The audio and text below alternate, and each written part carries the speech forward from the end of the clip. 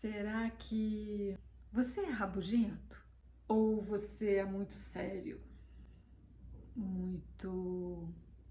Se uma criança olhar para você, ela vai sorrir? Não, Noemi, eu sou muito feio. Às vezes a gente tá com uma cara tão feia mesmo, tão séria, tão sisuda que realmente a gente afasta até mesmo as crianças. Eu digo as crianças porque elas não escondem o que sentem. Elas olham, sorriem para você ou faz cara feia. As crianças não escondem os seus sentimentos. Vem na hora, espontâneo. Em Mateus capítulo 19, Jesus se encontra falando para um público e de longe algumas crianças se aproximam. E os discípulos não gostaram. Opa, peraí. Isso aqui é conversa de gente grande, Jesus não está aqui para brincadeira. E já foram censurando aquelas mães com seus filhos, aquelas crianças, querendo dar um chega para lá. Mas Jesus fala o quê? Para aqueles discípulos, para aquelas pessoas ali. Deixai vir a mim os pequeninos, porque deles é o reino dos céus. Jesus queria que essas crianças se aproximassem. Agora, você já pensou que essas crianças estavam ali querendo se aproximar de Jesus? Jesus atraía os pequenos. Isso não é interessante? Por que será então? Provavelmente Jesus não tinha cara de zangado. Jesus aceitava a infantil simpatia daqueles pequenos. Se Jesus atraía as crianças, ele tinha um semblante alegre, bondoso, que transmitia acolhimento, amor, empatia. E aquele coração bom de Jesus, aquela alegria, contagiava as crianças e elas se atraíam por ele. Sabe que muitas vezes a gente tem uma visão meio errada de Jesus, a gente coloca na nossa cabeça algumas ideias como Jesus devia ser muito sério, muito pesaroso. Tô errada? Pode ser porque a gente associa a figura de Jesus a ambientes de curas, né, de milagres. Ele sempre estava curando alguém, sempre estava num ambiente de dor. Você consegue imaginar um Jesus sorrindo, né, rindo numa roda, feliz, animado? Você consegue? Sabem que no livro Desejado de Todas as Nações, a escritora Ellen White, ela escreve algumas palavras interessantes a respeito da personalidade de Jesus. Jesus não era destituído de calor, de animação. Ele era uma pessoa de um carisma, de uma leveza, o que nos leva a ver que esse espírito feliz não é incompatível com a seriedade de algum assunto. E o mais interessante é que nós sabemos, a Bíblia nos fala, que Jesus veio para mostrar quem? Mostrar o Pai. Quem era o Pai? Se vocês me conhecerem, conhecerão o Pai. Daí nós podemos tirar mais algumas conclusões. Eu fico aqui pensando, né? É tão bom quando a gente dá risada, quando a gente ri, quando a gente fica feliz, quando a alegria sai aqui de dentro, não é? Quem nos deu esses sentimentos? Quem inventou o humor, o senso de humor, a alegria, a risada? A gente se sente tão melhor, não é? Mas infelizmente, todos nós temos momentos muito zangados de ser e faz parte da vida. A vida tem os seus momentos difíceis, mas até que ponto esse estilo zangado de ser não começa a entronizar na gente e nós nos esquecemos de seguir esse modelo de Jesus, um semblante mais leve, bondoso, tranquilo. Até que ponto nós não encaramos a nossa crença, a religião, os nossos princípios como algo tão sisudo? Um cristão não nasceu para ser assim. Um cristão precisa refletir a imagem de Cristo, uma imagem feliz, de esperança. Mas será que nós estamos refletindo isso ao mundo? Eu diria, nós somos uma carta aberta ao mundo. O que as pessoas estão lendo em nós? Eu vou pedir licença para fazer uma pequena brincadeira aqui para você refletir. Pensei em destacar alguns tipos de cristãos que a gente, todos nós, podemos nos encaixar em algum momento. Pensa comigo, vem aqui.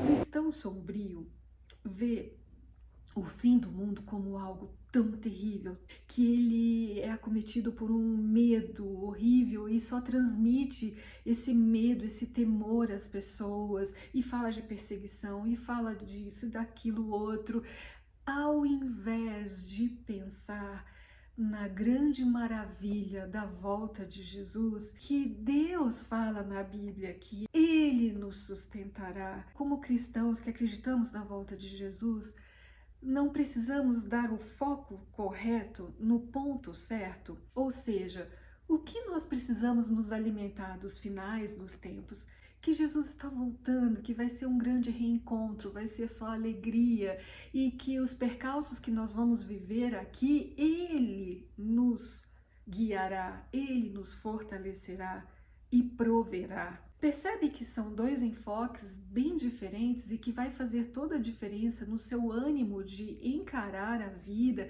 e de transmitir essa linda mensagem para outras pessoas? Vamos para o segundo tipo. Temos então o cristão mecânico. O cristão mecânico vê aquele carro de longe e já começa, olha, tá com problema ali, tá com problema aqui. Ele vê todos os defeitos da máquina, sabe? Nada passa desapercebido. Só que aí é um problema sério, não é? Aí há muita reclamação, né? Não tá bom isso aqui, não tá bom ali, começa a aparecer muito mais problemas, sabe? Daí vem o cristão acumulador. Esse pega todos esses problemas, carrega consigo e vira um poço de lamúria, de reclamações, de tititi, e tá tudo ruim, isso não presta, aquilo outro também. Seja dentro da igreja, seja fora da igreja, ninguém escapa, tá tudo terrível.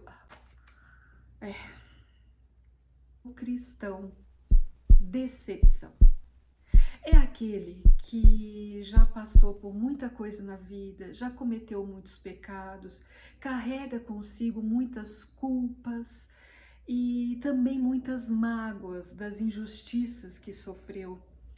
E esse cristão sabe que Jesus perdoa, ele sabe do perdão de Cristo, ele sabe, ele conhece a Bíblia, mas ele tem dificuldade de esquecer o passado, de esquecer o que fizeram com ele ou o que ele fez às pessoas. Esse cristão vive em uma tristeza só. Sua vida é um peso. O seu espírito fica abatido porque nos seus pensamentos só vem essas lembranças na mente, ao invés de reforçar o pensamento na palavra de Deus, no sacrifício de Jesus. E sabem que essa escritora que eu falei, da Ellen White, ela conta uma história muito interessante, que certa ocasião uma senhora veio pedir um conselho para ela.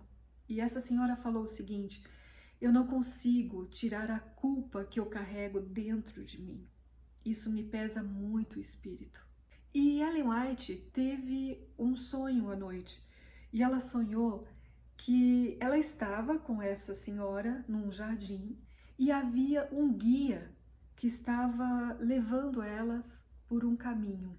E nesse caminho, Ellen White olhava as flores, sentia o perfume das flores. Ela conta que aquilo dava uma experiência tão prazerosa, era tão bom, mas a sua amiga ao lado, aquela senhora, começou a reclamar dos cardos, dos espinhos, que ela estava se machucando com aqueles espinhos, que o caminho estava difícil. Mas vejam, ela não estava seguindo exatamente o caminho que o guia estava conduzindo. Olha, eu vou ler esse trechinho aqui. Não andava pelo caminho seguindo o guia, mas ia por entre os espinhos e os cardos. E ela falava: oh, que pena que esse jardim esteja tão feio com esses espinhos. Então o guia disse: não te importes com os espinhos, pois só te podem magoar. Colhe as rosas, os lírios e os cravos.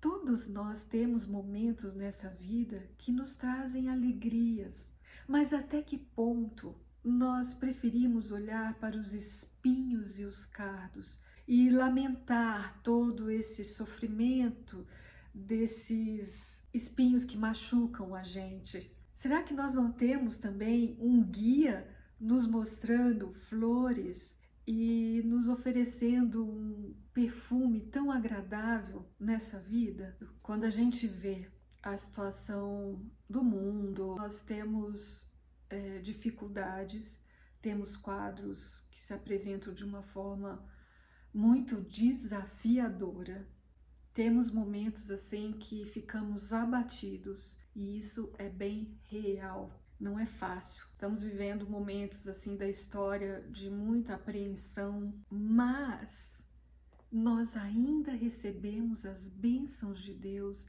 e precisamos colocar todo o nosso coração e toda a nossa vida sob a condição desse guia, desse nosso guia que sabe o melhor caminho a ser seguido. Jesus aqui no mundo, ele carregou todas as nossas dores.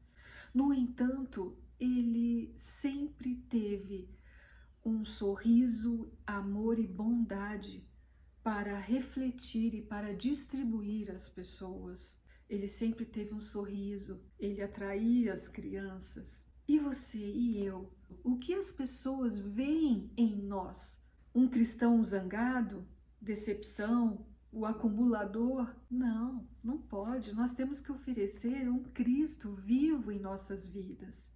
Vocês mesmos são a nossa carta, escrita em nosso coração, conhecida e lida por todos. Vocês demonstram que são uma carta de Cristo, resultado do nosso ministério, escrita não com tinta, mas com o Espírito do Deus vivo, não em tábuas de pedra, mas em tábuas de corações humanos. Olha que coisa mais linda! Você e eu somos cartas abertas. Qualquer pessoa pode ler. Qualquer pessoa que se aproxima de você, se aproxima de mim, pode ver. Então, a depender do que nós estamos transmitindo, do nosso recado, a pessoa pode ver Jesus em nós. Ela pode ver alegria, esperança, ânimo ou lamúrias, lamentações, reclamações. Isso é uma escolha nossa, tá? A situação não é fácil, mas nós temos o nosso guia, nós temos um exemplo a seguir de Jesus Cristo. Então, o que nós estamos falando para o mundo, o que nós estamos comunicando? E esse verso ainda diz mais, que essas palavras, essa carta, ela não é escrita em tábuas de pedras, ela é escrita no nosso coração. Você está permitindo que esse guia trabalhe o seu coração, escreva essa carta na sua vida para que você transmita para o próximo? É muito fácil nós cairmos para o lado da tristeza, do sofrimento. Isso tem de sobra nesse mundo, mas a alegria e a esperança, o contentamento em Jesus é algo muito raro, é algo de muito valor. As pessoas se encantam quando encontram isso. As pessoas podem conhecer Jesus quando encontram uma carta dessas. Eu vou terminar esse vídeo com outro trecho maravilhoso da Ellen White.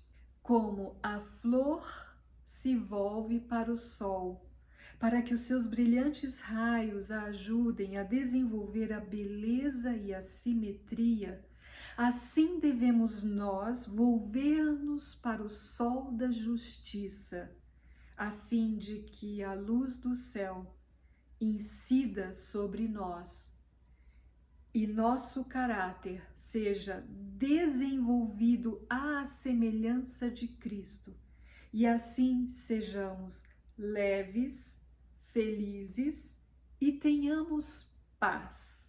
Tá aí, que nome a esse tipo de cristão nós podemos dar, classificar? Você tem alguma sugestão? Escreve aqui nos comentários.